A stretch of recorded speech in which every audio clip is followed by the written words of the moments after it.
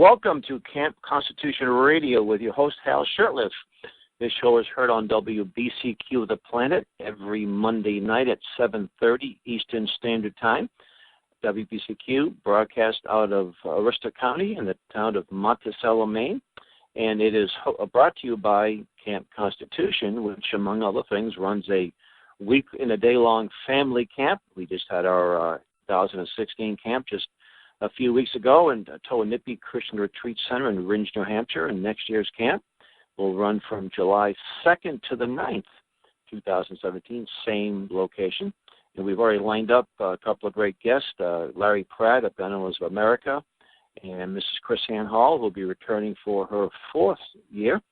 And we have some exciting things planned to celebrate July 4th right there in New Hampshire, not too terribly far from Concord, Lexington, where we went on a field trip this year.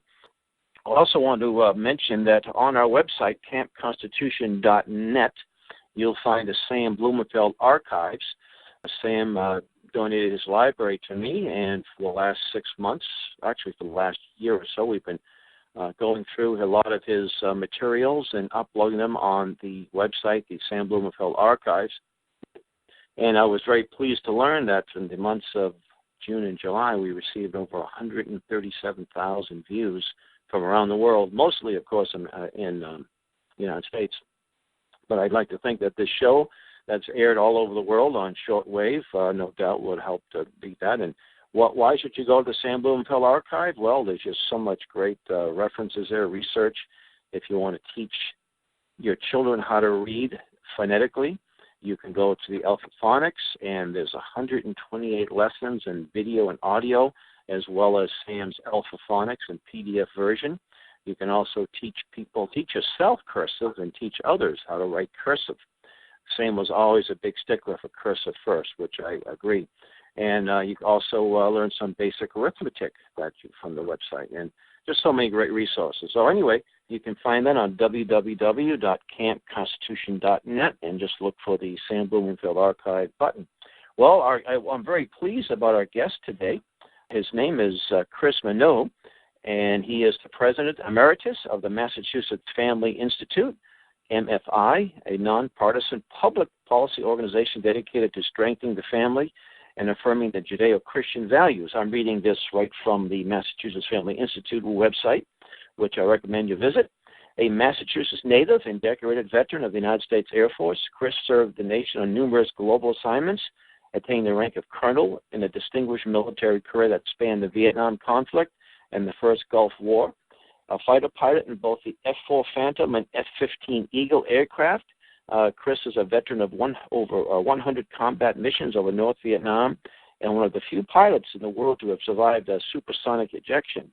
His decorations include the Legion of Merit, the Distinguished Flying Cross, the Meritorious Service Medal with 3 Oak Leaf clusters, and the Air Medal with 9 Oak Leaf clusters. Kris is a graduate of Worcester Academy, that's Worcester, Massachusetts, and received a congressional appointment to the United States Air Force Academy, where he earned a bachelor's degree in engineering science. He also holds a master's degree in aeronautical engineering from the University of Illinois and taught engineering calculus at the Air Force Academy.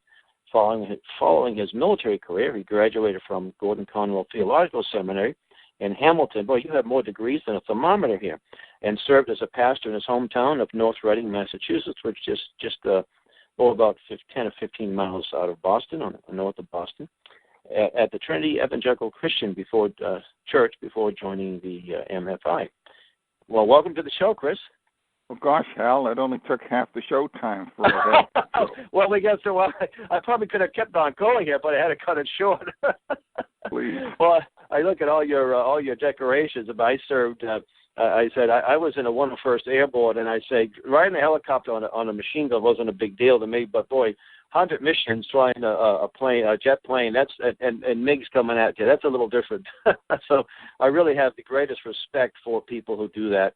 I think you said the other day at the breakfast meeting that you joined because you thought you spent a lot of time sitting in the lounges after missions. But I tell you, I don't know. I think I'd rather be a grunt than having to do what you did. So I salute you. My hat's off to you. But anyway, I just want to mention I got a chance. I had the honor and privilege of meeting Kris. It was last year about this time at the Thursday men's breakfast, which is a long-time tradition in Boston, Thursday mornings at the Union Club. It's a group of Christian men from different persuasions, Catholic or Protestant, that get together for some good fellowship and some good preaching, and you happen to give the you preached there just a few days ago, and you actually spoke at a luncheon that I hosted on Planned Parenthood. So, and you've also been a big opponent, rightfully so, of this thing called the bathroom bill. So let's start off with Planned Parenthood. A lot of people have heard about Planned Parenthood, and probably most people don't know a whole lot about it. So can you just give a little background, some of the background of Planned Parenthood, and what makes it so evil? Well, its origins were very evil. In the early 1900s, a woman named Margaret Sanger founded Planned Parenthood, I think in the 1920s, and she was a eugenics. She believed in what we call Darwinian social science and limit that the survival of the fittest, and that the weaker races should be eliminated. Specifically, in her list were blacks and Jews, among others. And eugenics is a horrible, horrible concept. It ultimately led to the rise of Germany's atrocities in World War II. It's taken on a more benign face on the surface since the days of Margaret Sanger, but when we look underneath, it's the nation's number one abortion provider. And since Roe v. Wade, there's been almost 60 million abortions, 60 million lives snuffed out, most of those under the aegis of Planned Parenthood. And 60 million, let's give a that's the population of Germany. Yes, that's a whole nation destroyed. It's a whole generation destroyed for our country. As a quasi-theologian with a seminary degree, I say it's diabolical, absolutely from the pits of hell. Not only the origins, but the modus operandi of Planned Parenthood. And of course, that was most recently grisly uncovered in their selling of baby body parts. Yes, that made the news too. That was, and it was interesting how quickly they have damage control. And I know in a lot of New Hampshire, for example, the Governor's Council initially defunded Planned Parenthood. They do have some Governor's Councils in states don't have much say, but theirs is a little more influential. But just recently, one of the Republicans who's running for governor, who served in the Governor's Council, Kris, his dad was governor and congressman. He voted for Bush. Anyway, he voted in favor of keeping the funds going. So that was not what they weren't able to defund Planned Parenthood. It was interesting too about Planned Parenthood and the Nazis, as you mentioned. A lot of folks don't think much about it, but Margaret Sanger had a Nazi doctor write for her birth control review, a Dr. Ernst Rudin, and he was in charge of the sterilization program going on in Nazi Germany. In fact, even in Nazi Germany, the Germans got to the point where they were complaining so much and there was so much opposition that eventually Hitler put a stop to it. They were killing people who had Down syndrome and retarded people and so forth, cleansing the race, I guess was the term. So, but I tell people that the Nazis got it from us, not the other way around. That is correct. Shockingly so. Now, Planned Parenthood has an international arm too, don't they? Yes, they are international, but their main base and their main funding, of course, comes from America, the American government. They receive $528 million they received last year in federal funding. $528 million to the nation's number one abortion provider. And this is under the aegis of a conservative or Republican House of Representatives. That money, Congress has to approve that funding, correct? That's right. And a simple majority would say, no, we're not going to fund Planned Parenthood. But they seem to get the money in spite of all these people who claim to be pro-life or what have you. Now, there are a number of strong members of Congress that oppose abortion and vote the right way. But you would think with all these conservatives, and even if you supported abortion, now they're libertarian perspective, for example, they call themselves pro-choice, but they don't believe that the government should be funding it. There's keep voting for it. They keep on voting for it. And Massachusetts, you know how much they spend, the taxpayers spend in Massachusetts offhand? I had the figure at one time, and I don't have it at the tip of my tongue. But it's probably several million anyway. Yes, it is definitely. I believe it's in the double digits. And if my memory serves me correctly, isn't Massachusetts one of the largest per capita, more abortions per capita? I think we might be running neck and neck with California and New York, but I think we're one of the largest again per capita abortion. Yes, I believe that's correct. And again, I think it's upwards of close to 100,000 abortions are done in Massachusetts every year. And most of them in inner cities or people of color. Well, again, most of the Planned Parenthood clinics, the major clinics, are in the black communities. Margaret Sanger's legacy lives on. And, of course, the highest abortion rate of any people group in our country is among the black community. It's at a epidemic rate. It's in the neighborhood of 60% of black conceived babies are aborted. And blacks make up about 10 to 12% of the population in the United States, yet probably more than half of the abortions are committed or done in black communities. Well, when I say 60%, that's within the black community of black babies that are conceived or of black pregnancies. 60% of them are terminated, not nationwide.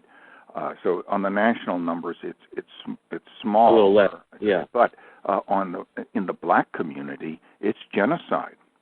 And actually, there's a website that I want to recommend to the listeners. Have you seen it, Kris? It's called Planned Parenthood, plannedparenthood.org. And it goes into the racist roots of Planned Parenthood. And what's really sad is that there are many blacks who actually support Planned Parenthood. I think at one point back in the 80s and early 90s, there was a black lady who was the president, I think it was Faye Waddleton. I remember our late friend, Dr. Mildred Jefferson, who was the first black woman to graduate from Harvard Medical School and a pioneer in the Right to Life movement. She would say that she referred to her as Legs Waddleton, very attractive, kind of a tall lady and probably in her 30s and early 40s while she was serving in that position. So they were very successful in getting their a lot of black people to buy on. In fact, I recently saw a letter online. It was written by Margaret Sanger to one of the top Planned Parenthood people, and the man lived in Milton, Massachusetts. I think it was on Adams Street. I recognized the street.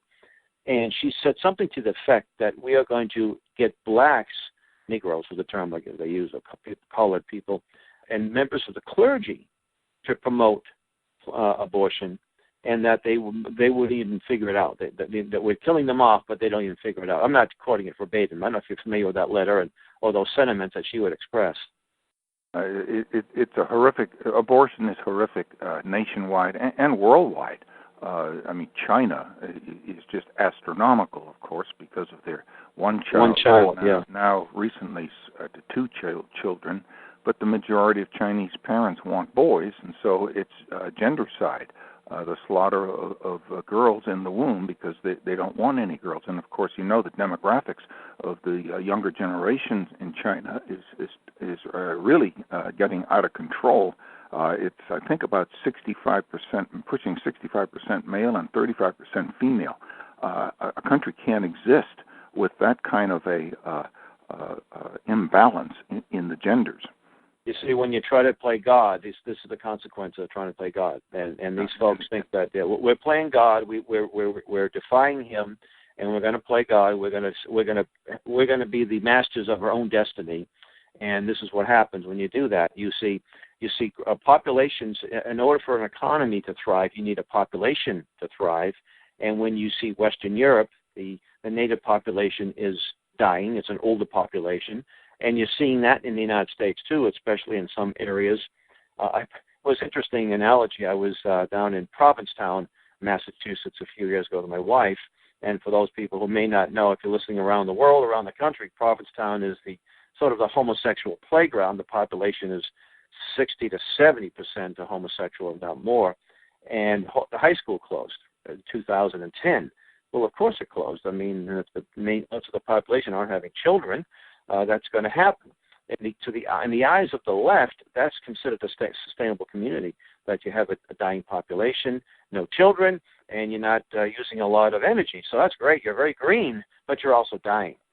And countries, sub-Saharan Africa, for example, what they need is they need energy, and they need modern science and modern technology and coal plants to produce electricity. And in fact, you'll see a stronger Christian base. I've observed. I have a number of Christian friends from sub-Saharan Africa, and they have very strong morals, and they reject a lot of this. And in fact, I got a chance to befriend a gentleman. I met him at a homeschool show. He was from the South Sudan, and he said once South Sudan got its independence, the United Nations comes in with its Planned Parenthood International, trying to push abortion to a culture that has always rejected abortion.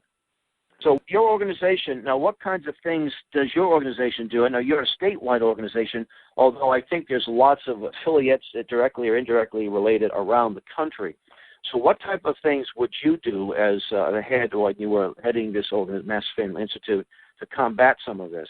Well, first of all, we're part of a nationwide network of family policy councils. There are about 40 states that have similar organizations to ours. We're all independent, but we operate in concert with Focus on the Family out of Colorado Springs, of course founded by Dr. James Dobson, the Family Research Council in Washington, D.C., and with Tony Perkins. And then our legal arm is Alliance Defending Freedom with Alan Sears out of Scottsdale, Arizona. And so we do on a state level what those three organizations do on the national level, both in public policy and research, in lobbying, and in legal defense and litigation. So our organization, we're in our 25th year now. And when I go to the national conferences, folks look at me and they say, "Are you still surviving in Massachusetts? How do you do it?" I mean, these are the big boys, in Texas and Arizona and Florida. I mean, the buckle of the Bible Belt. Yeah. And we're up here in the rocky soil of Massachusetts and New England. It's a full-time job surviving, but we do more than survive. And regrettably, a lot of our work is in a defensive mode, particularly at the State House in Boston, trying to stop bad legislation, like lowering the age of consent for abortion. Trying to remove parental consent. Things of particularly, of course, in the breakdown of sexual morality. We battled the same-sex marriage drill for a number of years. In fact, folks may remember the drive for a petition to amend the Constitution to marriage being one man and one woman, and over 170,000 signatures were gathered, the largest number in the history of the state. Again, that was our organization that did that. And right now, we're also, you mentioned it earlier, we have just launched another petition drive, this time not to amend the Constitution, but to repeal a very bad law that was passed just 3 weeks ago, signed by Governor Charlie Baker, which we have always called the bathroom law, or the bathroom bill, which is now law. And this would open up all public bathrooms, gymnasiums, locker rooms, showers, to whatever gender wants to use them under the self-proclaimed identity of being of another gender, if you understand this transgender movement. At any rate, that's where we're very much involved with right now. We have to collect 32,000 signatures, certified signatures, between now and September 22nd. So we're in about a 50-day window here. And again, we just began collecting signatures 2 days ago, and this weekend will be the full weekend out doing that. And we'll be doing that in churches, at local malls and supermarket places, post offices, wherever there's a public gathering. We hope to have people out there collecting signatures. Now, Massachusetts is one of the states that has this referendum. I think there might be a dozen or so of states that have this referendum petition, which is something that so-called progressives started almost 100 years ago, but it can be used by both sides. And That's it can right. be a little confusing. So the 32,000 signatures, is that something like 3% of the people who voted in the last gubernatorial election? Is that how they determine that figure? Well, to repeal a law, it's 1.5% of those that voted in the last election. To pass a new law, for example, as you know, marijuana is going to be on the ballot this November in Massachusetts to legalize it. Those folks they had to collect 65,000 signatures last year, and of course they had national funding, and it was very easy for them to get that. And regrettably, it'll be on the ballot. But to repeal a law, it's 375 exactly. And then once they get the signatures, it goes on the ballot, and then doesn't it have to be approved by 20% of the legislature in 2 cycles, or one? Is it one cycle, one election cycle? And that's for a constitutional amendment. That's the hardest to do. You have to get the signatures, and then you have to have the legislature vote on it 2 sessions in a row. So you're talking about a 4 to 5 year process before you can get it on the ballot. And 25% of the legislature has to approve it. Sounds like a low threshold, but regrettably, we won the first vote for marriage, but a year later we lost the second vote when 11 of our legislators switched. I remember that. In fact, I was at the State House. It was in early January, and it was mainly interesting. It was mainly Hispanic people from Hispanic churches in front of the State House against this in favor of repealing this so-called same-sex marriage, which it really never was a law. It was just a court order. But that's right. It was legislated from the bench. But back to our repeal of the transgender law. All we have to do is get the signatures. Then they were very crafty on this. They passed it late enough so that we could not be on the ballot this November. So it will be on the ballot in 2018. But that's a long time to keep this thing cooking. And perhaps there'll be a number of examples of why it needs to be repealed. I mean, who cares who goes in what bathroom? But I think there's going to be lots of issues with these. We're not even talking about transgender people who call themselves. We're talking about perverts who they can get away with it. I think that people who call themselves transgender is a tiny percentage, and it doesn't matter. It's absurd. These people need help. They don't need to be condoned for their behavior, and the idea that we have to change the law and change. No, this law doesn't just affect public, but also YMCA, schools, and so forth, doesn't it? That's private correct. institutions. Yeah. So the hand of Big Brother government. All these wonderful people are always telling us to get.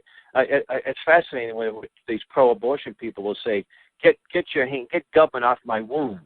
Right. Oh, but when it comes to the bathroom, it's okay. When it comes to everything else, it's okay. And another point to remember is that according to the Attorney General, she views, this is on their website, she views churches as public facilities. In other words, no church holds a person back from coming in. All churches are open to whoever wants to come in.